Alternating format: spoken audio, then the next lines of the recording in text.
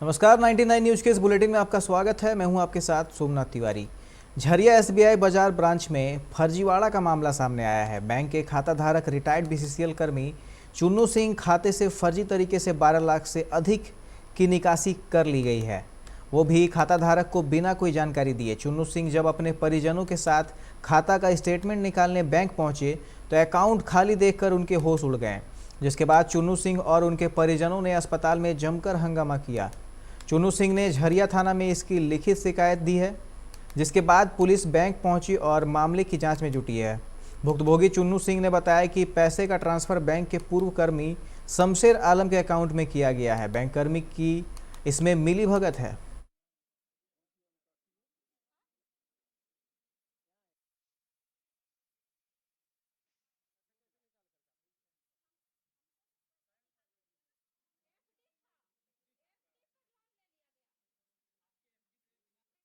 Total 13 lakh रुपए का something निकाला गया है। अच्छा, कौन सा बैंक है? एसबीआई।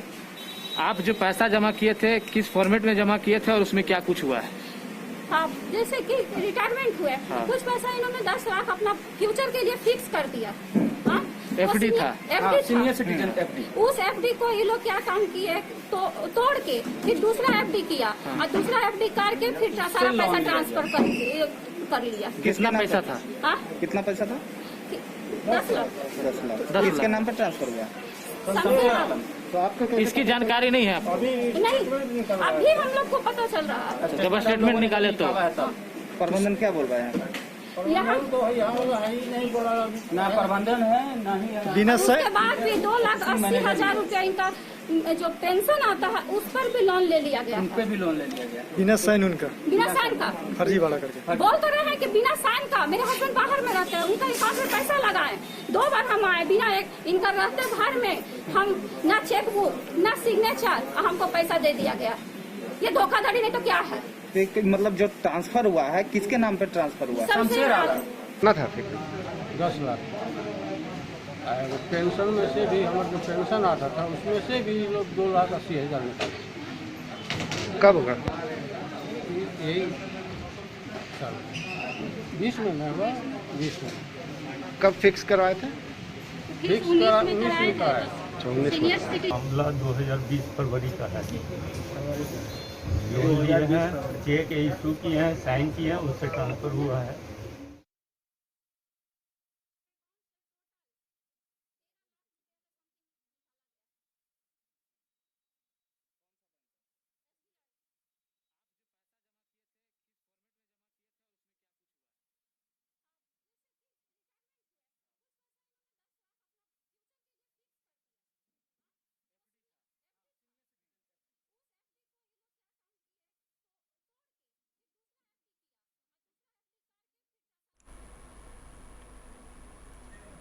धनबाद के बैंकमोड़ थाना क्षेत्र अंतर्गत न्यू मटकुरिया निवासी अशोक सिंह ने रिकवरी एजेंट उपेंद्र सिंह की पत्नी रूनी सिंह के खिलाफ थाने में शिकायत दर्ज कराई है। अशोक सिंह का आरोप है कि रूनी सिंह ने उन पर झूठा आरोप दर्ज कराया है। उसका पति उपेंद्र सिंह जेल में बंद है। हाईकोर्ट से जमानत याचिका खारिज हो चुकी है। इस वजह से बदले की भावना से मेरे परिवार के सदस्यों पर मनगढ़ंत आरोप लगाकर फंसाने की कोशिश की जा रही है। रंगदारी व मारपीट की बात बेबुनियाद है। घर के बाहर लगे सीसीटीवी कैमरे की जांच में सच सामने आ जाएगा।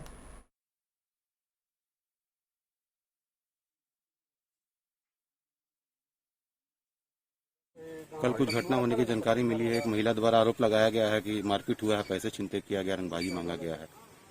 उसके बारे में तो हमको कोई जानकारी नहीं है, लेकिन हमको बराबर मतलब रिटायर आदमी है तो कभी कतालाते हैं, लेकिन इस तरह का गोली उली वाला तो हम लोग सुने भी नहीं। जिन पे आरोप लगा वो कैसा व्यक्ति है? चलो मोहल्ले का लड़का सब ठीक ही है, हमेशा कुछ तो नहीं, बचपन से हम लोग जानते। समय उनके भाई 4 भाई आए थे क्या ये कॉलोनी? नहीं, हम 2 लड़का 1 लेडीज देखे थे और प्रशासन थे, बस इतना ही देखे। इसके अलावा यहाँ पर ना कुछ हल्ला हुआ। प्रशासन के साथ में आए थे क्या वो 2 लड़के? प्रशासन की गाड़ी थे, बस इतना हम देखे, इसके अलावा कुछ हुआ नहीं।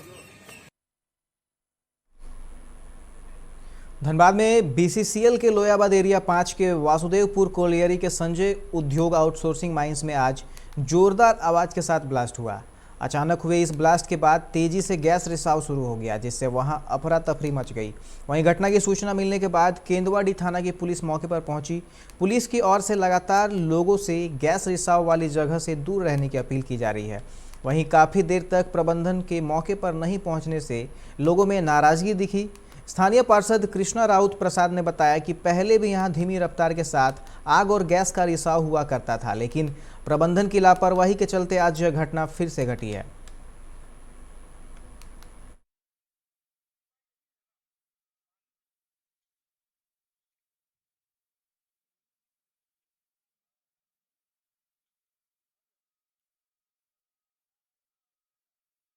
का लापरवाही है। पूर्व में भी इससे आग और गैस निकाला करता था और बहुत धीमा रफ्तार था। अगर समय रहते अगर इसका भराई हो जाता तो आज ये स्थिति नहीं बनती। और आने वाला समय में अगर ठीक ढंग से इसको भराई नहीं किया गया तो केंदुआ 4 नंबर, केंदुआ खटाला आने वाला समय में केंदुआ बाजार को भी क्षति हो सकता है। हमको मोटा मोटा लगता है 25,000 की आबादी केंदुआ के आसपास लोगों को प्रभावित कर सकता है। ये भूधासान और अग्नि प्रभावित जो क्षेत्र है। वासुदेवपुर कोलियरी में अचानक आग का लपटा और गुब्बारा धुआं का निकलना शुरू हुआ। इससे लोग काफ़ी भयभीत और आक्रोशित भी हैं जी। इसके संबंध में हम लोगों के द्वारा पहल करते हुए सभी आमजन को आसपास से हटा दिया गया है। किसी भी तरह का कोई हादसा ना हो जी।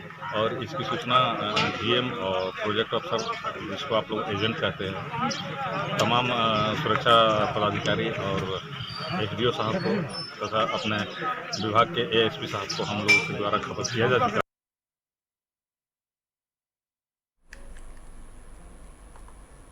धनबाद सदर अस्पताल प्रबंधक की एक और लापरवाही उजागर हुई है। यहां सांस लेने में तकलीफ होने के बावजूद एक कोरोना संक्रमित मरीज को अस्पताल से डिस्चार्ज कर दिया गया है, जिससे उसकी जान पर आफत बनी हुई है। टुंडी के रहने वाले जसपाल कुमार कोरोना पॉजिटिव होकर सदर अस्पताल में भर्ती हुए थे। नेगेटिव आने के बाद भी उन्हें सांस लेने में तकलीफ हो रही थी। बावजूद इसके अस्पताल प्रबंधक ने उन्हें डिस्चार्ज कर निजी वाहन में घर वापस भेज दिया, जिससे अस्पताल प्रबंधन की कार्यशैली पर कई सवाल उठ रहे हैं।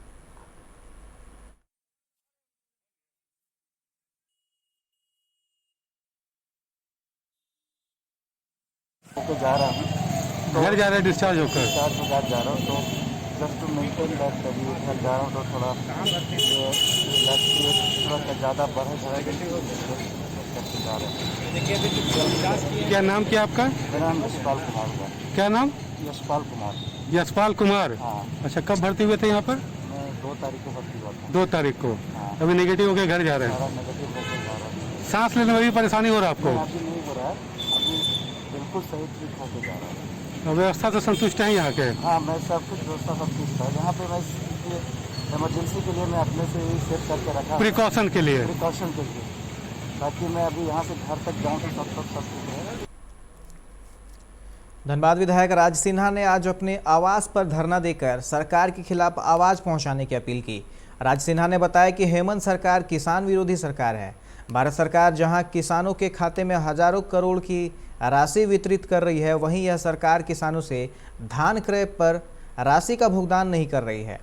बरही के पूर्व विधायक का मामला इसका ताज़ा उदाहरण है। बता दें कि भाजपाई राज्य भर में धरना के माध्यम से सरकार की नीति का विरोध कर रही है।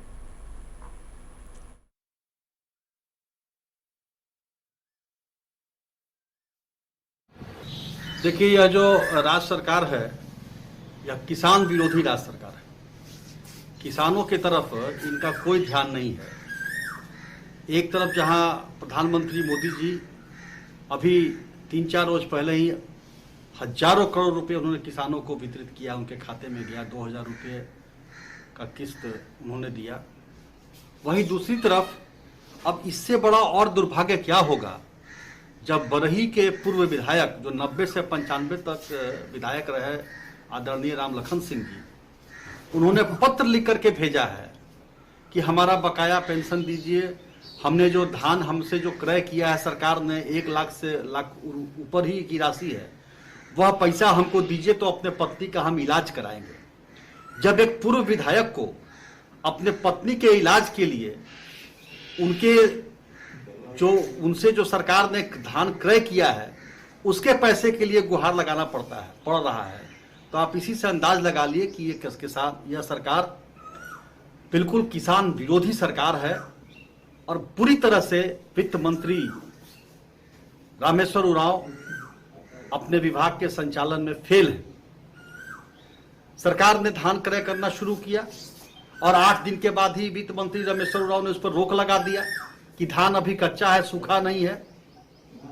यार धान जो क्रय होता है उसमें तो मान के चला जाता है, कुछ परसेंटेज रहता है, लेकिन यह वित्तीय प्रबंधन इस राज्य का पूरी तरह से फेल है।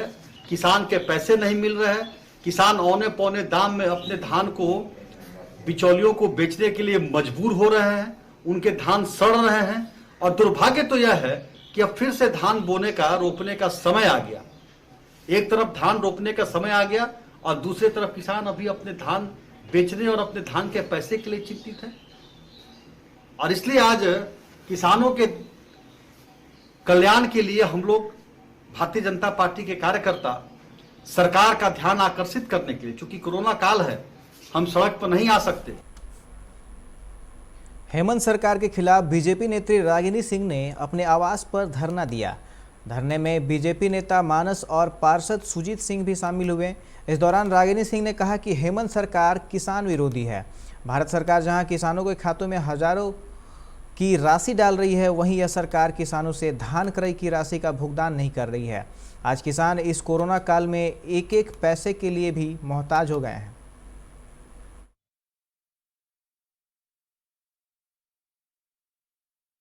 दरअसल आप सब देख रहे हैं कि जब से ये हमारे राज्य में जो सरकार बनी है, मिली भगत की सरकार है, और हेमंत जी की सरकार में जब से हमारे झारखंड में जो मिली भगत की सरकार अब तक इतने जनता से जो भी वादा किए, कहीं कोई मोड़ पर वो उतर नहीं पाए, किसी को वादा नहीं पूरा किए।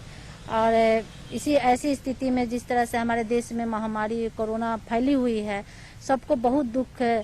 ऐसी स्थिति में बहुत सारा परेशानी हो रही है, बहुत सारा दुख से झेलनी पड़ रही है। उसको लेकर हमारे राज्य सरकार से हम सब भारतीय जनता पार्टी आज सभी जगह धरना दिए हैं। और ऐसी स्थिति में हमारे किसान भाई के साथ बहुत तरह की दिक्कत हो रही है।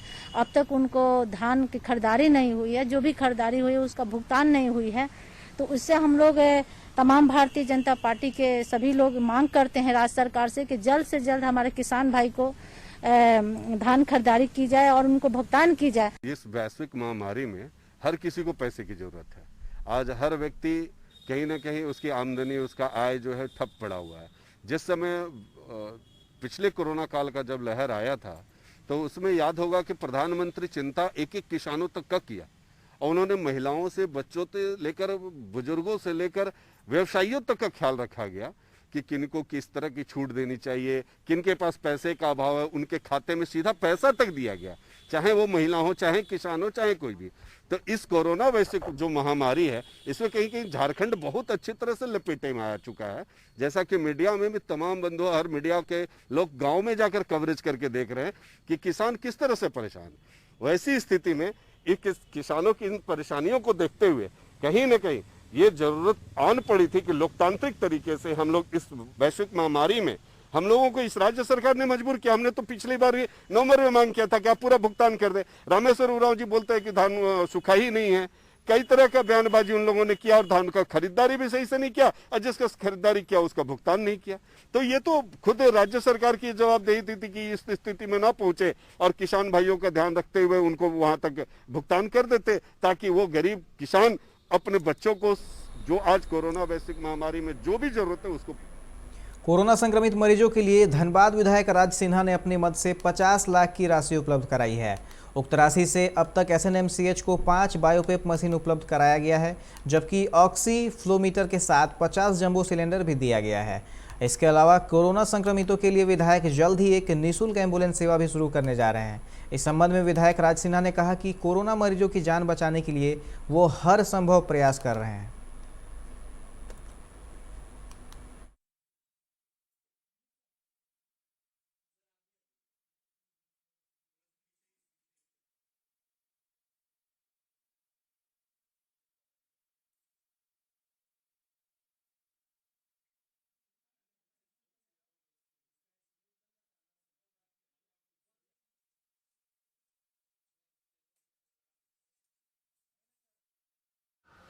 17 तारीख को ही 50 जंबो सिलेंडर ऑक्सीजन का और हाई फ्लो मीटर मास ऑक्सीजन का, उसका हमने ऑर्डर दे दिया था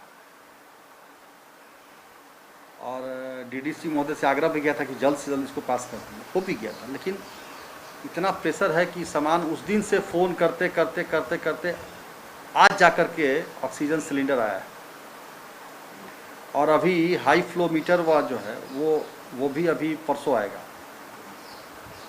इसके अलावा हमने बाई पाइप मशीन जो वेंटिलेटर की तरह काम करता है, लेकिन वेंटिलेटर से अच्छा काम करता है, अभी जो लेटेस्ट उसका आया है उसमें ऑक्सीजन देता ही है लेकिन अंदर से कार्बन को भी वो निकालता है। 10 मशीन का ऑर्डर दिए थे, बड़ी मुश्किल से तैयार हुआ, 5 तो दे दिए हैं, लेकिन हम उसको और 15 मशीन का बोले हैं कम से कम कि आप 15 हमको दीजिए। बोला तो है आप जो ई पास दे रहे हैं अभी से लेकर के अंतिम दिन के सुबह 6 बजे तक का, तो दिन रात लोग ई पास लेके घूम रहे हैं।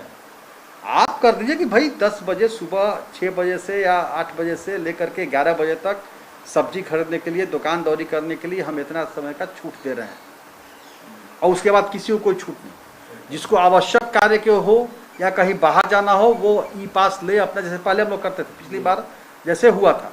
अभी तो ई पास कोई भी बना रहा है, वो भी बन नहीं पा रहा और ये ले लेता है, स्कूटर मोटरसाइकिल कार जितना है सब में ले करके और सुबह से रात तक घूम रहा है, पास दिखाया घूम रहा है कोई। तो ये मुझे लगता है कि कहीं ना कहीं ये अव्यवहारिक निर्णय है। इस पर मुख्यमंत्री जी को ध्यान देना चाहिए कि जिस परिवार में कोई कमाने वाला नहीं है और उस परिवार में कोरोना से उस मालिक की मौत हो गई, तो वैसे लोगों को सरकार मदद करे, उनको आर्थिक सहयोग। और ऐसे भी देखिए यह आपदा है, मैंने डीसी से भी यहाँ बात किया तो उन्होंने कहा कि इसमें कोई स्पष्ट निर्देश हम लोगों को नहीं है, यह आपदा है और आपदा जब जैसे वज्रपात होता है तो वो आपदा में है, तो उसमें सरकार की तरफ से 4 लाख रुपया जो मृतक है उनको दिया जाता है। तो हमने डीसी से आग्रह किया कि भाई आप इसको, तो बोले डीसी की नहीं तो सरकार के स्तर पर निर्णय हो। कोरोना की वजह से बीसीसीएल के किसी अधिकारी या कर्मचारी की मृत्यु होने पर उनके आश्रित को 72 घंटे के अंदर प्रोविजनल नौकरी दी जाएगी।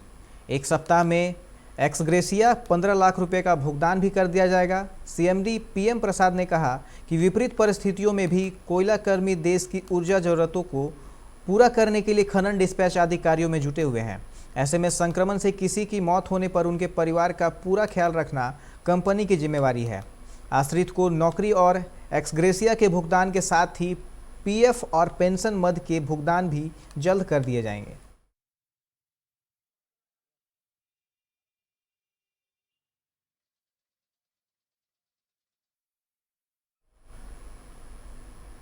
धनबाद के विभिन्न क्षेत्रों में राह चलते जरूरतमंद लोगों, अस्पताल के मरीजों और उनके परिजन के अलावा चेकपोस्ट पर तैनात पुलिस जवानों को एक्सक्लूसिव वेलनेस फाउंडेशन की ओर से भोजन का पैकेट उपलब्ध कराया गया। मौके पर संस्था के सदस्य रूपलाल महतो ने बताया कि देश भर में एक्सप्लेसियस वेलनेस फाउंडेशन प्रतिदिन लगभग 20,000 से ज़्यादा लोगों को 2 वक्त का भोजन मुहैया करवा रहा है, जिसके तहत आज धनबाद लगभग 500 लोगों को भोजन कराया।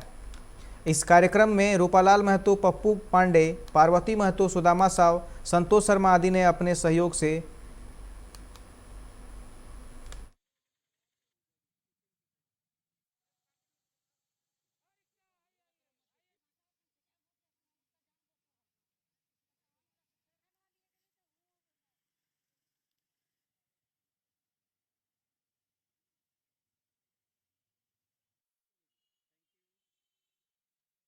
बीस 20,000 लोगों को प्रतिदिन भोजन करवाने का निर्णय लिया है। उसी फीड द नीडी के तहत जो कि आज हम लोग धनबाद में 500 लोगों को भोजन करवाने का निर्णय लिए हैं। हॉस्पिटल के कर्मचारी हो, पुलिस का चौकी हो, ऐसे जगह पे जो नीडी हैं उन लोगों को भोजन करवा रहे हैं। इसमें सर पूड़ी है, सब्जी है, पानी का बोतल भी है। इसका मुख्य उद्देश्य यही है कि आज समाज में बहुत सारे ऐसे तबके के लोग हैं जो हॉस्पिटल में हैं, उनका घर काफ़ी दूर पड़ता है, तो उनको भोजन सही जगह पे नहीं मिल पाने के कारण क्या होता है कि हम लोग सोचे कि वैसे ज़रूरतमंद लोगों को अगर भोजन करवा दे तो उसका उन लोगों को फ़ायदा भी मिलेगा और लोग जो है कि कम से कम 2 वक्त के लिए उनको भटकना नहीं पड़ेगा। जो दिख रहा है कि चलो जी जो रिक्शा वाले हैं स्टैंड में खड़े हैं उनको दे रहे हैं, प्लस जो है कि चौकी पे जैसे बहुत सारे पुलिस जवान जो तैनात हैं उन लोग भी हमारे सेवा में खड़े हैं, तो हमारा कोशिश है कि उन लोगों को भी पानी और फूडिंग करवा दें।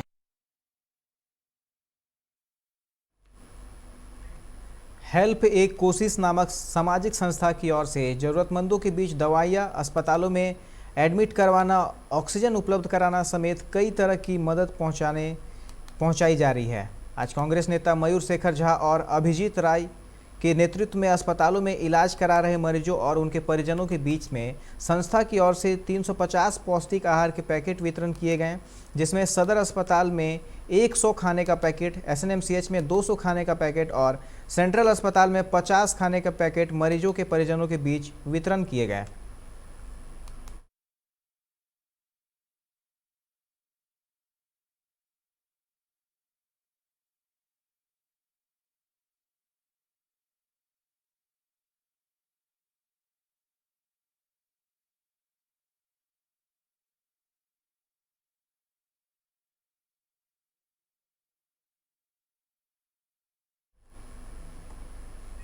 कोरोना महामारी को लेकर एक और जहां पूरा देश त्रस्त है, जिससे बचने के लिए स्कूल से लेकर मनोरंजन सेंटर तक क्वारंटाइन सेंटर आदि में तब्दील हो रहे हैं, वहीं बोकारो थर्मल के CCL फेज 2 में 30 बेड का सामुदायिक स्वास्थ्य केंद्र बनकर कई सालों से तैयार है, लेकिन अब तक उसमें चिकित्सा शुरू नहीं हुई है।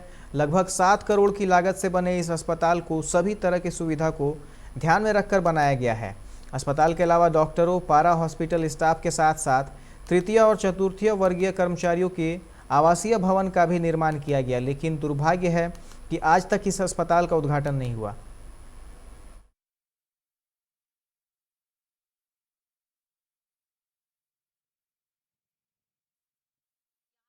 मरीजों को रखने के लिए किसी प्रकार का कोई सुविधा नहीं है। यहाँ पर 2014 में पूर्व मुख्यमंत्री स्वर्गीय डॉक्टर राजेंद्र प्रसाद द्वारा एक हॉस्पिटल की नींव रखी गई थी, जो अभी पूर्ण रूप से बनकर तैयार हो चुका है और सरकार और प्रशासन की नींद नहीं खुल रही है कि वो इस हॉस्पिटल को कोविड सेंटर के रूप में तब्दील कर। गोविंदपुर बी में 30 बेड का झारखंड सरकार के द्वारा निर्मित अस्पताल बंद पड़ा हुआ है, लेकिन अभी हम लोगों ने देख रहे हैं कोरोना काल में कि चिकित्सा के अभाव में लोग जहां तहां मृत्यु हो जा रही है, क्योंकि यहाँ DVC CCL बनाने के लिए जो टेंडर निकाले और बहुत से स्वास्थ्य उपकेंद्र और स्वास्थ्य केंद्र का जो भवन बना है वो अधूरा है और आज तक 2010 के बाद 2014 में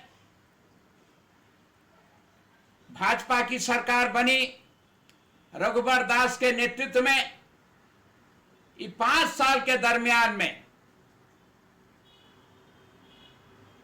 बने हुए जो स्वास्थ्य केंद्र थे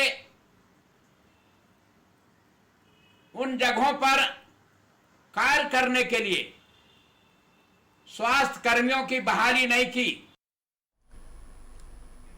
हेमंत सरकार के खिलाफ बोकारो जिला के सभी पंचायतों में भाजपा कार्यकर्ताओं ने अपने अपने आवास पर और पार्टी कार्यालय में धरना देते हुए झारखंड सरकार को किसान विरोधी बताया। वहीं भाजपा जिला अध्यक्ष भरत यादव ने भाजपा कार्यालय बोकारो थर्मल में बैरमो प्रखंड अध्यक्ष संजय प्रसाद ने धरना दिया।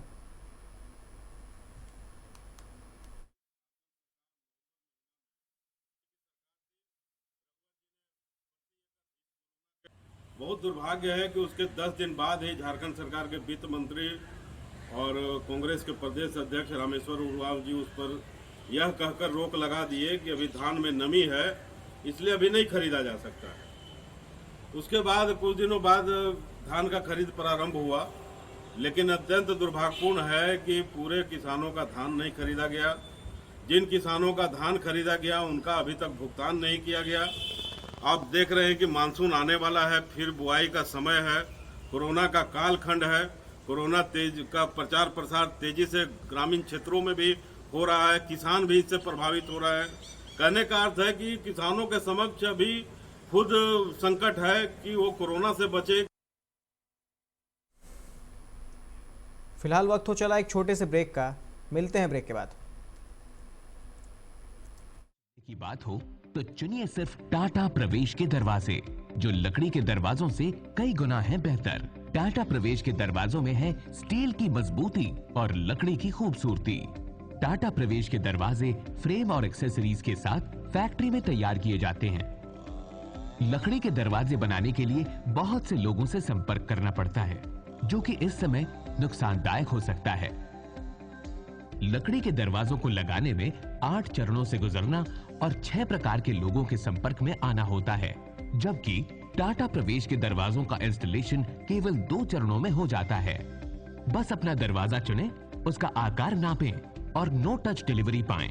इसे हमारी प्रशिक्षित इंस्टॉलेशन टीम द्वारा लगाया जाता है, जो सैनिटाइजेशन प्रोटोकॉल्स का ख्याल रखती है। टाटा प्रवेश के दरवाजे लकड़ी के दरवाजों से कई गुना मजबूत होते हैं और आपके परिवार को सुरक्षित रखते हैं।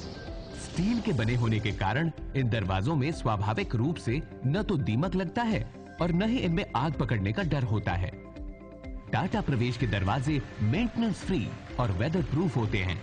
सामान्य लकड़ी के दरवाजों की तरह ये न तो सिकुड़ते फैलते हैं और न ही इनमें दरार आती है। लकड़ी के दरवाजों की गुणवत्ता और उनका टिकाऊपन प्रमाणित नहीं होता, जबकि टाटा प्रवेश के दरवाजे उम्दा फिनिश, कई डिजाइन के और 5 वर्षों की वारंटी के साथ आते हैं। एक बात और, लकड़ी के दरवाजों के लिए जंगलों की कटाई होती है, वहीं दूसरी ओर टाटा प्रवेश के दरवाजे पेड़ों को कटने से बचाते हैं तथा ये 100% रिसाइक्लेबल होते हैं। अब ये आप पर है कि आप अपने घर में कौन सा दरवाजा लगाना चाहते हैं। बेस्ट चुनिए, टाटा प्रवेश के दरवाजों और खिड़कियों को चुनिए।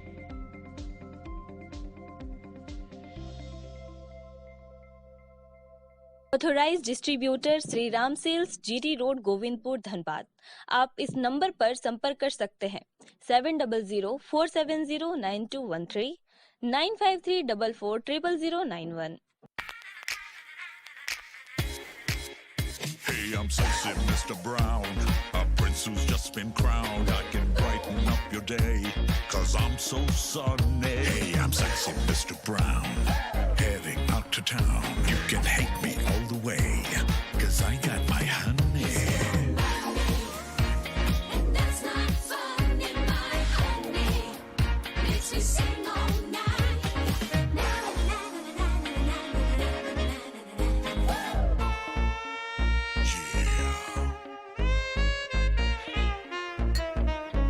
Mr. Brown.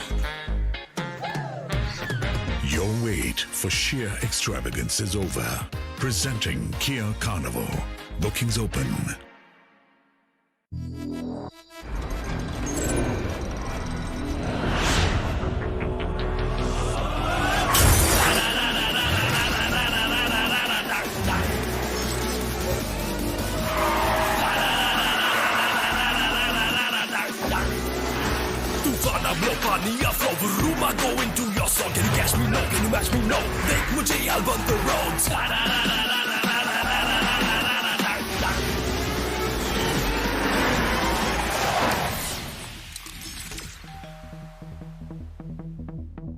Hi.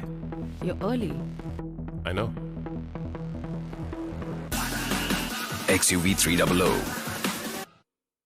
Authorised dealer, model fuels, Dhanbad, Bokaro, Giridih.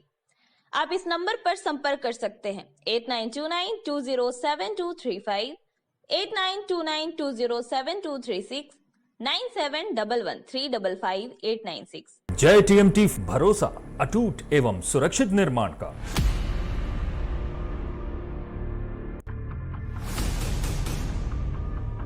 भरोसा अटूट एवं सुरक्षित निर्माण का। जय टीएमटी 500D।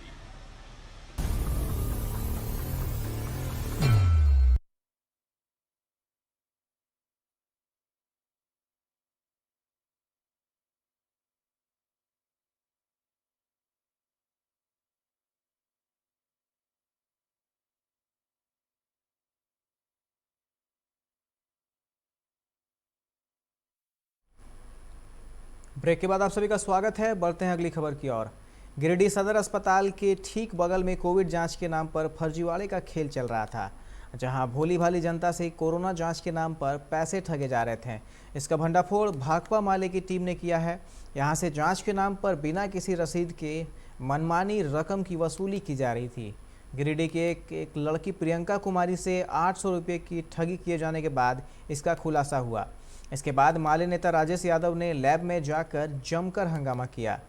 बाद में लैब संचालक को दोबारा ऐसा नहीं करने की चेतावनी देकर छोड़ा गया।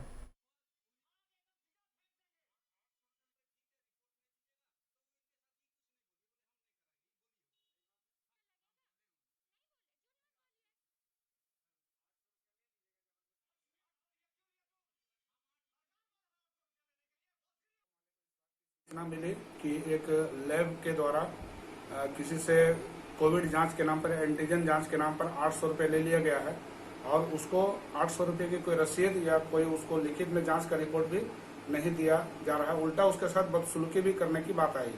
सूचना मिलते ही हमारी पार्टी के राजेश सिन्हा जी को लेकर हम लोग वहाँ गए और उस लैब के साथ जब हम लोगों ने पूछताछ शुरू किया तो पहले तो उन्होंने इस बात से ही पूरा इनकार किया, लेकिन जब सारे प्रमाण सामने रखे गए कि उसने ऐसा किया है तब फिर उसने मामला बढ़ता हुआ देख करके वो पैसा वापस करने के लिए तैयार हो गया। हम लोगों ने उसका पैसा वापस करवा दिया है, लेकिन हम इसके जरिए प्रशासन से आग्रह करना चाहते हैं कि इस तरह से कोविड जांच के नाम पर जो अफरा तफरी और लूट मची हुई है और खास करके प्राइवेट लैब में या और जहां भी हो रहा है लूट, इस पर वो रोक लगाई जाए। बात है कि ये जो हो रहा है, ये जितना भी प्राइवेट हॉस्पिटल है वो भी रसीद नहीं दे रहे। क्यों नहीं दे रहे? किससे लूट रहे हैं, क्या कर रहे हैं, वो सारे चीजों पर अगर मुख्य मुद्दे पर बात किया जाए तो सरकारी हॉस्पिटल का भी हाल वही है, प्राइवेट हॉस्पिटल का भी वही हाल है और इस पर विचार करना चाहिए। नहीं तो भाकपा वाले जहां पकड़ेगी उसी जगह। कोरोना महामारी के दौर में जहां स्वास्थ्य व्यवस्था पर बहुत दबाव है और वह चरमराई हुई है, सभी जगह ऑक्सीजन सिलेंडर की मारामारी हो रही है। ऐसे में यदि 200 सिलेंडर गायब हो जाए तो आप क्या कहेंगे? ऐसा ही मामला सामने आया है हजारीबाग मेडिकल कॉलेज में। हजारीबाग मेडिकल कॉलेज हॉस्पिटल से 200 ऑक्सीजन सिलेंडर की चोरी हो गई है। सदर थाना पुलिस मंगलवार को HMCH में कार्यरत आउटसोर्सिंग कंपनी के सुपरवाइजर समेत 5 कर्मियों को हिरासत में लेकर पूछताछ कर रही है। SP कार्तिक एस ने बताया कि शिकायत मिलने के बाद कुछ लोगों को हिरासत में लेकर पूछताछ की जा रही है। पूछताछ के बाद ही मामले का खुलासा हो पाएगा।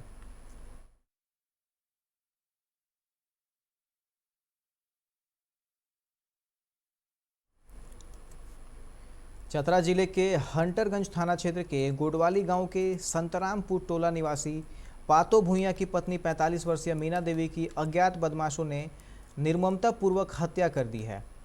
ऐसी संभावना जताई जा रही है कि बदमाशों ने हत्या से पूर्व महिला के साथ दुष्कर्म भी किया। इतना ही नहीं, दोनों आंखों को भी निकाल लिया है। हालांकि दुष्कर्म की आधिकारिक तौर पर पुष्टि नहीं हो सकी है। पुलिस अधिकारियों का कहना है कि जब तक पोस्टमार्टम की रिपोर्ट नहीं आती है तब तक कुछ भी कहना उचित नहीं है।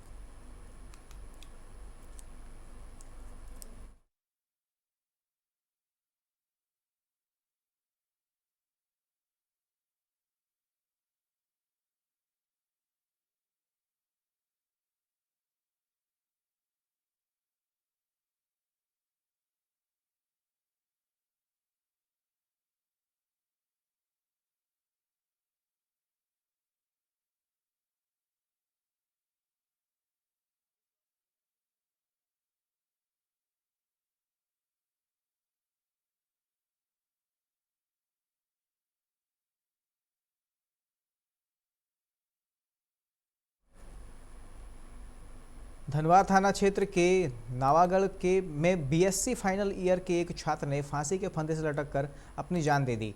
मंगलवार सुबह युवक का शव उसके घर के पास ही नीम के पेड़ से बने फंदे से लटकी मिली। परिजनों ने युवक द्वारा प्रेम प्रसंग में सुसाइड की आशंका जाहिर की है।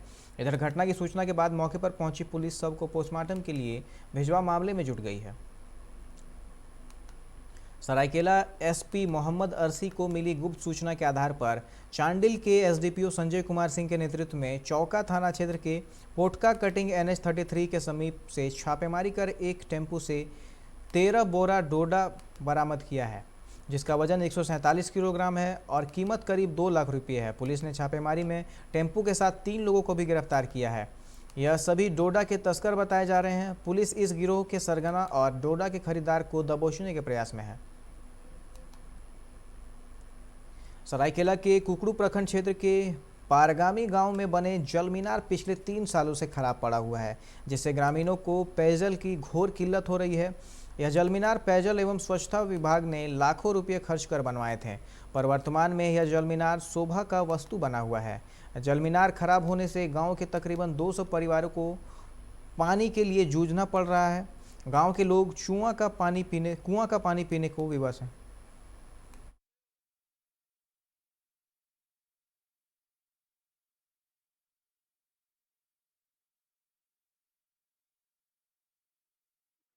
खराब है, कोई बनाने के लिए कोई फ़ोन नंबर भी नहीं है और फिर कोई देखभाल भी नहीं करता है। हम लोग पानी के दिक्कत से बहुत दूर से पानी ढोकर लाते हैं। इसके लिए आप लोग मुखिया को जानकारी दिए हैं? मुखिया उप मुखिया सबको जानकारी दिए हैं, लेकिन फिर भी 3 बरस से बंद है। 1.5-2 साल से खराब पड़ा हुआ है और जिला विभागीय से बना है, लेकिन विभागीय की ओर से अनदेखी है, आज तो नहीं बनाया गया है। और इसके लिए आप विभाग को सूचित किए हैं? हाँ, मैं हम सूचित किया हूँ कि 18/12/2018 को हम आवेदन किया था संग जाके। 4 साल से बंद है। गाड़ी से हम लोग पानी लेके आ रहे हैं पीने के लिए। इसके लिए आप मुखिया को बताए हैं खराब हुआ है? मुखिया को बार बार बताया, मुखिया अभी तो बोले होगा, कुछ नहीं हुआ। सरायकेला पुलिस ने आज लॉकडाउन के मद्देनजर विभिन्न स्थानों पर सघन वाहन जांच अभियान चलाया। एसपी मोहम्मद अरसी ने खुद इसकी मॉनिटरिंग की, साथ ही सड़क पर आने जाने वाले लोगों से बाहर निकलने की वजह पूछा। एसपी मोहम्मद अरसी ने बताया कि लॉकडाउन पूरी तरह से लगाया जा चुका है, ऐसे में 100% नियमों का अनुपालन हो, इसे लेकर कड़े कदम उठाए जाएंगे।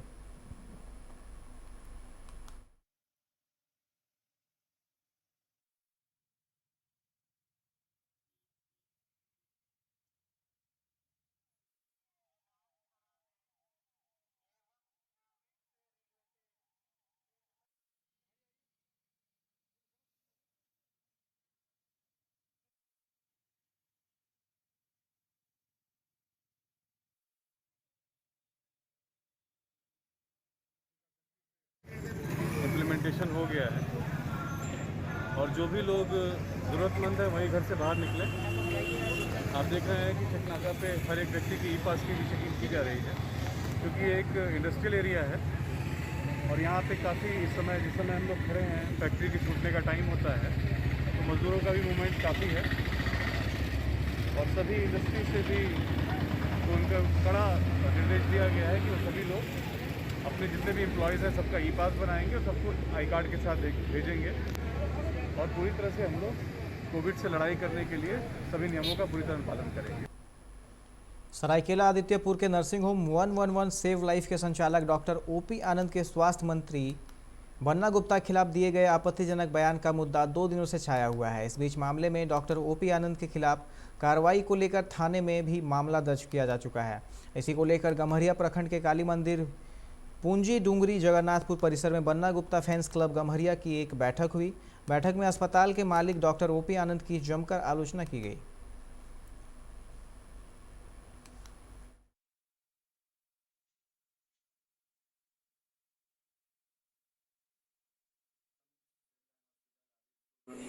तो संचालक डॉक्टर ओपी आनंद के अमर्यादित भाषा का प्रयोग करने, जांच टीम को सहयोग न करने, माननीय मंत्री जी को गाली गलौज देने के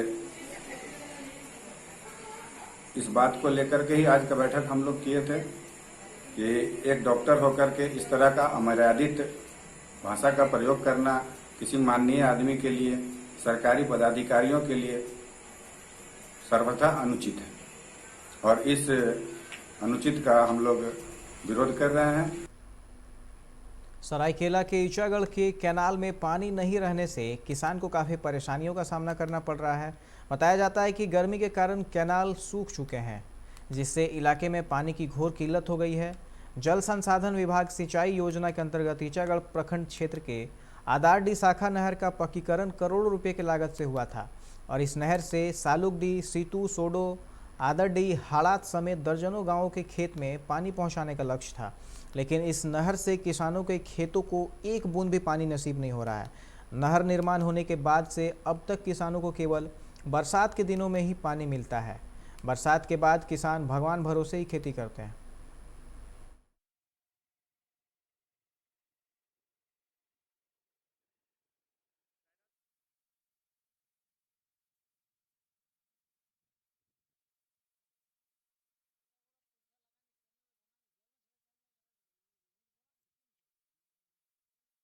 ये जो कैनाल जो बना है सलगाड़ी टू हरड़ाद, ये कैनाल जो करोड़ों रुपया से ये कैनाल बना है, लेकिन अभी तक किसान लोगों के लिए एक बूंद भी पानी नहीं मिल पा रहा है।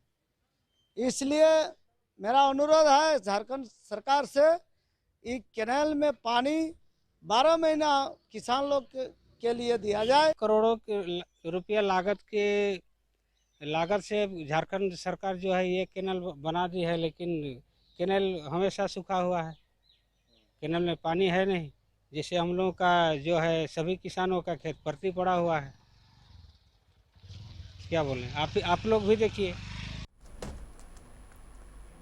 रांची के अनगढ़ा थाना क्षेत्र के सालहन गांव में स्वर्णरेखा नदी से आज 2 शव और निकाला गया है। 18 घंटे की मशक्कत के बाद एनडीआरएफ की टीम इन्हें खोजने में कामयाब रही। यह 18 वर्षीय शव सुभाष महतो और एहतशाम का है। सुभाष महतो जहां हुटूप का रहने वाला है, वहीं एहतिहास इरवा का रहने वाला है। इससे पहले सोमवार को नसीरुद्दीन उर्फ राजा अली मोहम्मद रिजवान उर्फ लड्डू अली का शव निकाला गया था।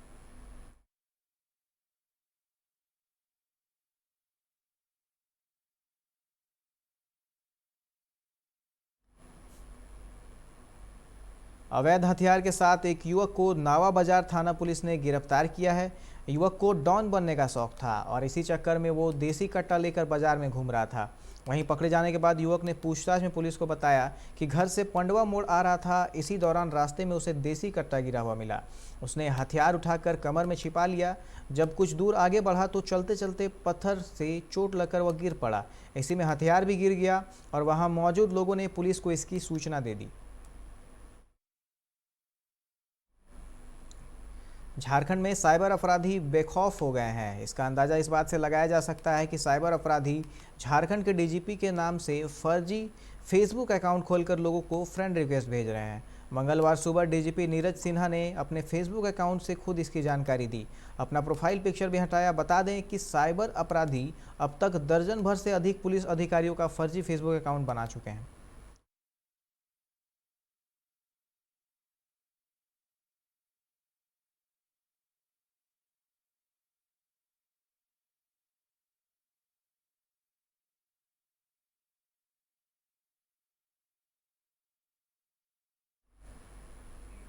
राज्य के निजी अस्पतालों में 18+ वालों का टीकाकरण जल्द ही शुरू होगा।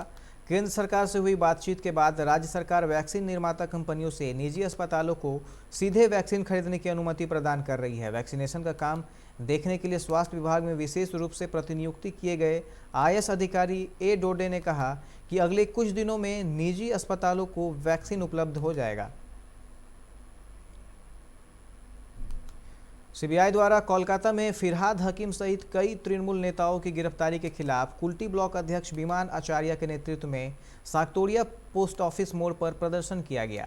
विमान आचार्य ने कहा कि विधानसभा चुनाव में मिली करारी हार के बाद प्रधानमंत्री नरेंद्र मोदी बंगाल में आने की हिम्मत नहीं करेंगे। यही वजह है कि सीबीआई का गलत इस्तेमाल करके टीएमसी के प्रमुख नेताओं की झूठे मामलों में गिरफ्तारी की जा रही है।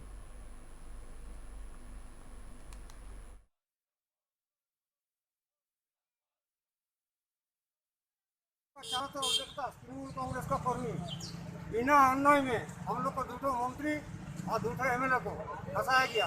ताकि कि आप लोग सभी जानता है कि स्पीकर अनुमति छाड़ा हमारे अरेस्ट कर लो, किंतु जीवितार दिन धरना दिल এবং তৃণমূল কংগ্রেসের আশেপাশে চারদিকে দেখতে পাবেন প্রতিটি ব্লকে এই কর্মসূচি চলছে। সিবিআই যেমন দালালি করতে না যায় আর জ্যোতিবাবুকে অ্যারেস্ট করলে তাহলে শুভেন্দুবাবু মুকুলবাবুকে অ্যারেস্ট করলো না কেন? তারা বিজেপি করে, তাহলে আমাদের তৃণমূল কংগ্রেস করে বলে আমাদের পাপ। এটা অন্যায়, গুরুতর অন্যায়। बढ़ते कोरोना प्रकोप से बचाव के लिए सलानपुर डीवीसी अधिकारियों ने अपने स्टाफ क्वार्टरों और आसपास के इलाकों को सैनिटाइज करवाया। आज राष्ट्रीय मानवाधिकार और महिला बाल विकास आयोग के प्रदेश अध्यक्ष अनुज सिंह के प्रयासों से डीवीसी मैथन ने primary high school, pump house, hydel police के नाका पॉइंट और अन्य क्षेत्रों में सैनिटाइज कराया।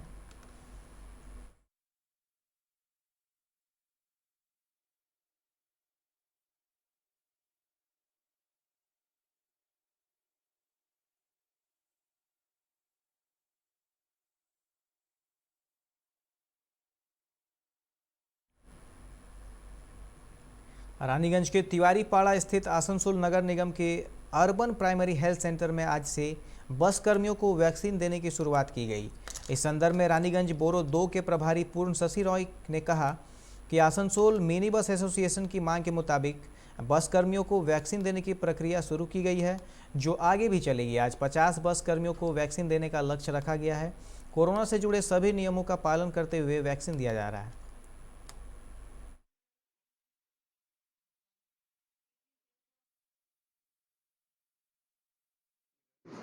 বাস শ্রমিক যারা আছে তাদেরকে কোভিড-19 ভ্যাকসিনটা দেওয়ার জন্য আজকে আমরা রানীগঞ্জ বোরো 2-এর এই তেওয়ারিপাড়া রুরাল হসপিটালের পক্ষ থেকে আমাদের পৌর নিগম আছে হেলথ সেন্টার, আমরা ওই শ্রমিক ইউনিয়নের লিস্ট অনুযায়ী বাস কর্মচারীদের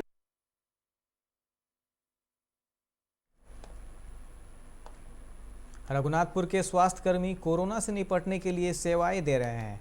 यहां प्रतिदिन रघुनाथपुर नगर पालिका क्षेत्र के हाट बाजारों से लेकर शमशान घाट तक का सैनिटाइजेशन किया जा रहा है। सोमवार और मंगलवार को घर घर जाकर लोगों की स्वास्थ्य की जांच की गई। हम आपको बताएं कि पिछले कुछ दिनों से रघुनाथपुर के क्षेत्र में कई कोरोना संक्रमित मरीज मिले थे, जिसके बाद नगर पालिका ने यह कदम उठाया है।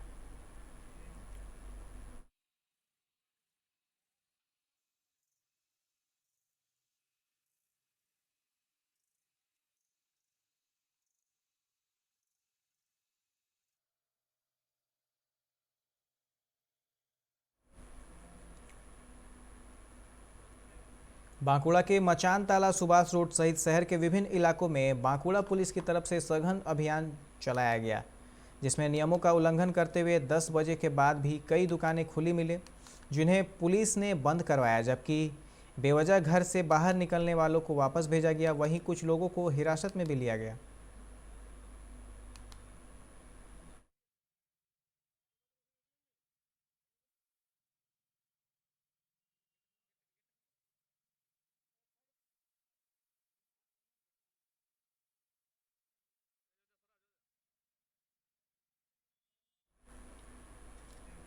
कोरोना के दूसरे लहर को देखते हुए पूरे बंगाल में लॉकडाउन लगा हुआ है। इसके तहत सुबह 7 बजे से 10 बजे तक ही दुकानों को खुला रखने की अनुमति दी गई है।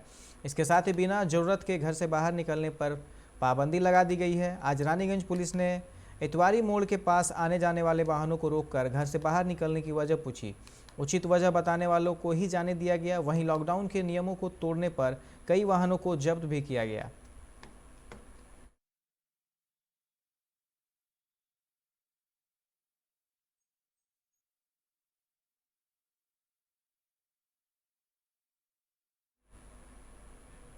अभी के इस बुलेटिन में फिलहाल इतना ही। तमाम खबरों के लिए आप देखते रहे 99 न्यूज़। नमस्कार।